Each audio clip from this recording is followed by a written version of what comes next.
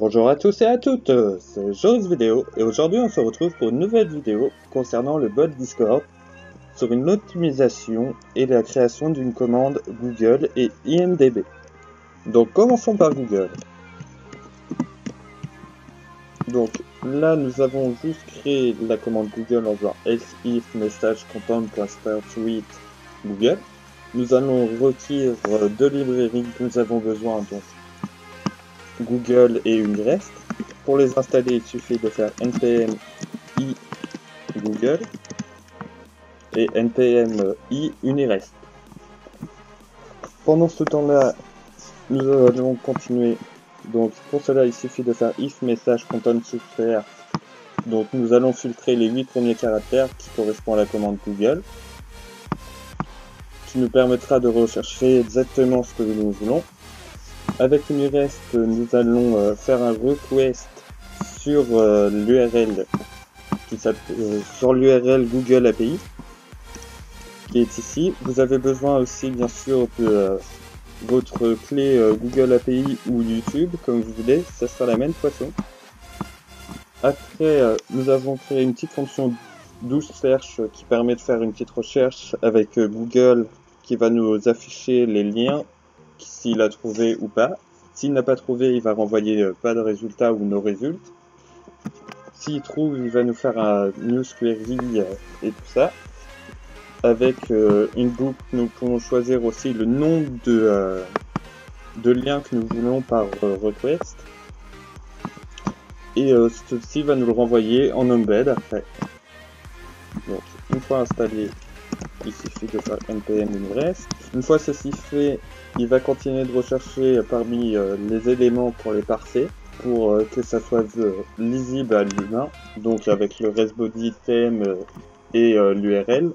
S'il ne trouve pas, il va renvoyer paramètre no provide for la commande Google, avec des points d'interrogation. Une fois installé, il suffit de faire node index.js. Voilà, le bot est démarré. Et de faire point d'exclamation Google et par exemple le test.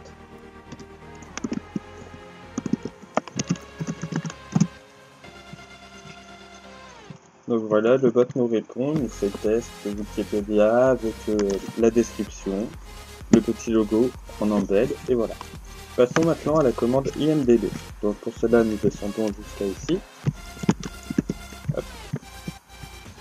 Donc la commande IMDb a besoin d'Unirest, encore une fois. Donc nous la redéfinissons ici. Nous allons faire un message subtract qui va encore nous permettre de filtrer les caractères, donc les 6 premiers de la requête ici.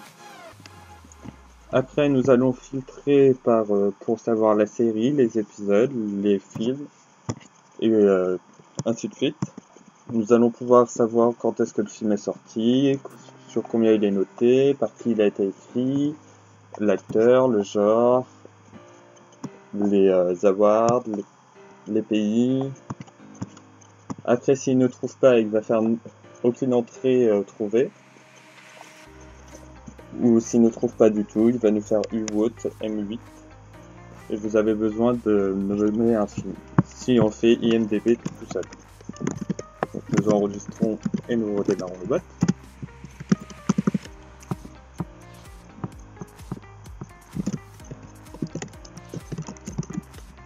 Donc là il est démarré, nous avons point d'exclamation IMDb. Voilà, là il n'a pas trouvé de film. Vu que nous lui en accompagnons. Par exemple, on va faire IMDb n'importe quel film de quoi, Need for Speed par exemple. Donc ici on regarde s'il l'a pris ou pas. Il faut faire bien attention aussi au niveau des caractères parce que sinon il ne va pas prendre le film.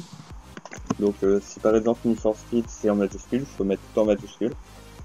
Donc là vous avez le pays, combien de fois il a été nominé aux awards, les acteurs, le directeur, combien de temps il dure, pour quelle tranche d'âge c'est, le pays, qu'est-ce que ça raconte. Je précise, pour l'instant c'est que en anglais. Donc voilà, maintenant nous allons passer à l'optimisation. Donc pour cela, il nous suffit juste de créer une constance cons ou con comme vous voulez. qui sera console log, point virgule. Donc après, il suffit de remplacer tous les console log comme ça, donc en faisant un CTRL D sur console log. Je peux les remplacer tous par con. Voilà.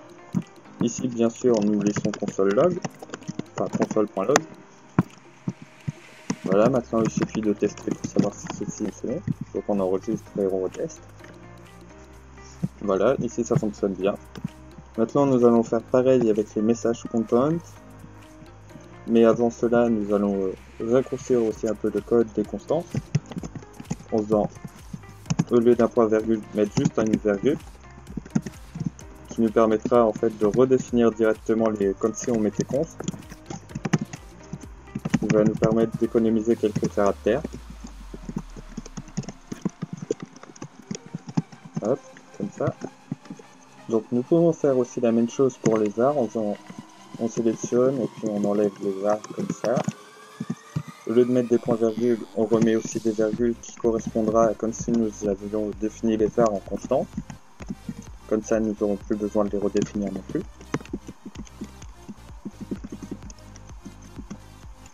Donc voilà, hop, avec une virgule, ça sera plus simple. Nous allons aussi définir le préfixe, parce que dans les dernières vidéos, le préfixe ici ne servait strictement à rien.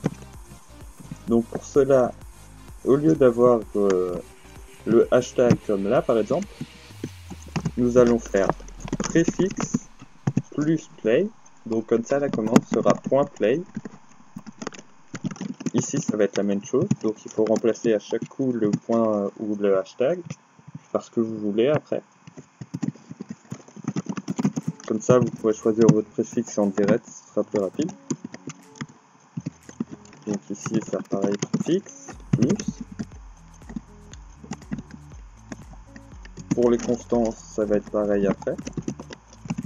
Donc là, c'est toujours préfixe plus le message que nous voulons après. Pour le link, ça va être pareil, le volume aussi, le next aussi. Donc vous sélectionnez, faites un CTRL D si vous êtes sous Sublime Text, comme ça vous gagnerez du temps.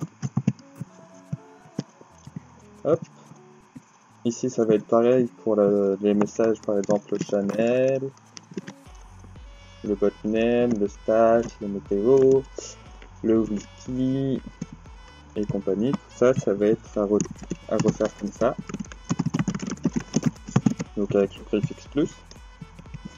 Ce qui vous permettra de toujours avoir votre préfixe à choisir au démarrage avec la constance qui est ici. Donc ici par exemple, si je mets un point d'exclamation, ça sera toujours le point d'exclamation qui sera en commande. Mais par exemple, si je mets bonjour, la commande serait par exemple bonjour play, comme ça. Donc du coup, on va laisser en point d'exclamation. Voilà. Bien sûr, il faut le faire sur toutes les commandes que nous avions fait et sur les futures aussi que vous ferez.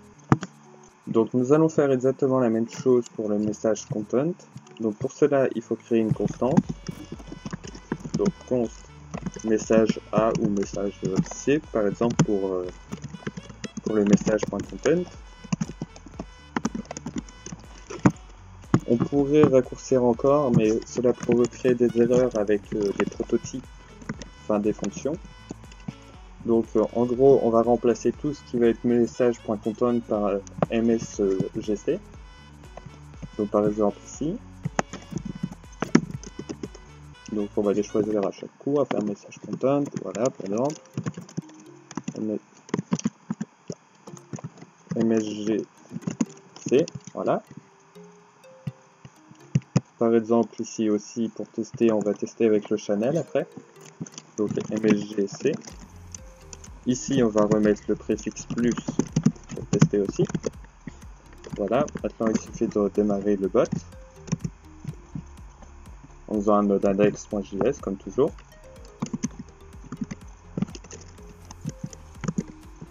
Donc maintenant on va tester avec le point d'exclamation channel qu'on a défini.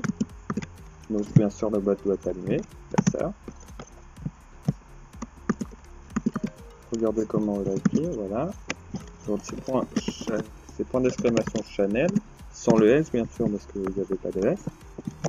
Voilà, il nous renvoie bien quand est-ce que ça a été créé. Donc le message content fonctionne bien. Donc maintenant il faut remplacer tous les messages content qu'on a dans le bot par un message GC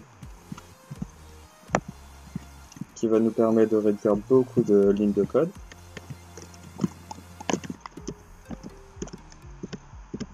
Donc il va être pareil pour tout le reste ici.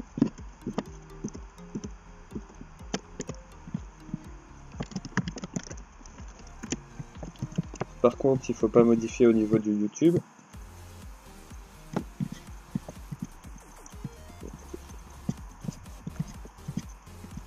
Il ne faut pas modifier ici parce que sinon la fonction ne fonctionnera plus.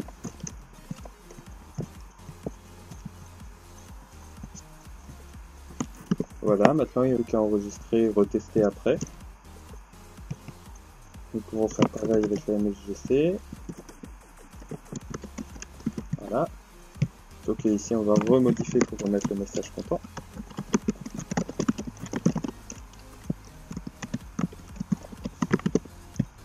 Voilà, maintenant ceci est fait. Donc au démarrage, il vous affichera le bon préfixe que vous avez fait aussi avant. Donc ici j'ai rajouté aussi une petite fonction qui peut vous amuser un peu, qui change le bot avec le statut. Par exemple, le set intervalle qui va prendre des mots en random, enfin aléatoire dans le dictionnaire, toutes les 4 secondes. Donc ici, vous aurez besoin de random word fr qui va vous permettre de changer avec les mots que vous vouliez. Enfin, totalement aléatoire, là c'est pas vous qui choisissez. Voilà. Par exemple, avec forcivé, il prend vraiment des mots bizarres. Voilà. Après, vous pouvez ajouter aussi une autre commande, par exemple dog, qui va être de fournir des commandes random, enfin, de fournir des chiens, enfin des images de chiens aléatoires. Donc, mais avant, nous allons installer aussi Forever, qui va nous permettre de lancer le bot en permanence, qui permettra aussi d'empêcher, s'il y a une erreur, le bot redémarrera automatiquement. Comme ça, le bot sera toujours allumé. Bien sûr, ceci, vous pouvez l'installer sur des VPS ou sur votre ordinateur. Mais c'est mieux de l'installer sur un VPS, comme ça vous êtes sûr que si vous éteignez votre console, il n'y aura pas de problème, il sera toujours allumé, contrairement à sous Windows, où le problème est actuellement ça. Après, nous pouvons aussi installer nos démons, qui va nous permettre, pendant qu'on crée le bot, de redémarrer automatiquement en faisant un RS, qui nous permettra juste de redémarrer le bot. Donc voilà, par exemple, si je fais forever index.js, npm i nos démons, qui va nous permettre du coup de redémarrer le bot en faisant un RS comme je disais, ou dès qu'on modifie le fichier bot.index bot ou index.js.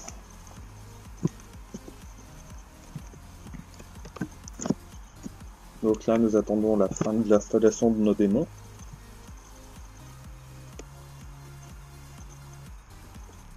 Qui est assez longue aussi à faire comme Forever. Donc nos démons index.js. Voilà, là il doit se lancer. Donc il prend aussi un peu son temps. Voilà. Donc il nous dit bien que s'il y a besoin, on rentre RS pour redémarrer le bot. Donc nous faisons RS. Voilà. Le bot redémarre. Par exemple, si nous faisons point, on peut afficher tous les événements qui vont se passer après. Donc CTRL-C pour couper comme toujours. Donc on va tester avec Forever maintenant. Donc normalement, s'il est bien installé, vous avez juste à faire Forever index.js. Après, dès que vous aurez une erreur, le bot redémarrera automatiquement, contrairement à nos démons. Et il permet de rester allumé autant de temps que vous voulez. Voilà. Maintenant, passons random to. Donc pour créer la commande random pour le chien, il suffit de faire un else if message content ou message C, de requérir la librairie random puppy qui va nous permettre d'avoir des images aléatoires de chiens. Et après, il suffit de faire donc du coup npm i random-puppy -save, comme ça il sera directement enregistré dans votre package.json. Ou sinon, si vous voulez pas l'enregistrer dans votre package.json, il suffit de faire juste npm i random-puppy.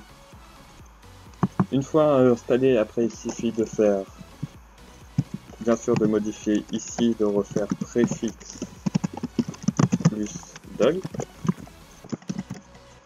de faire node index. Une fois démarré, il suffit de faire point d'exclamation dog, qui doit vous afficher une image de chien aléatoire. Voilà. Bien sûr, mon deuxième bot le fait aussi, vu que c'est basé sur le même, mais qui est juste amélioré, donc on verra ça par la suite après, enfin dans la prochaine vidéo. Et voilà, c'est ainsi que cette vidéo s'achève.